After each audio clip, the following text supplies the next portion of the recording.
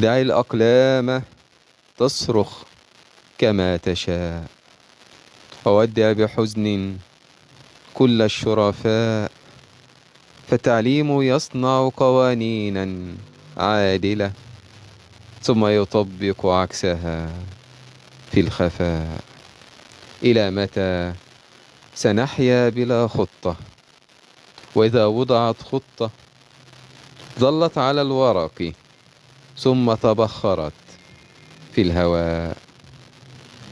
وإذا تتابعت الأيام ودعنا خطة جديدة ونسينا السابقة، ثم انهال عليها السناء. ما جدوى خطة دون قيادات مدربة نظيفة اليد تحيي في قلوب المعلمين حب الوطن والانتماء.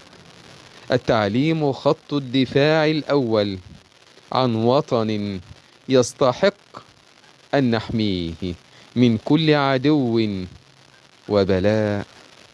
أعطوا التعليم حقه، انتقوا قيادات حكيمة تدبر الأمر بشفافية وذكاء. اجعلوا لكل منصب من يناسبه في الكفاءة والمقدرة والمهارة. فالتعليم أعظم وسيلة للبناء. لا تترك عديم الخبرة في منصب إلا وينهار التعليم، ويشتت التلاميذ، ويدفع المعلمون نحو الشقاء. دع الأقلام تصرخ كما تشاء، وودع بحزن كل الشرفاء. دع الأقلام تصرخ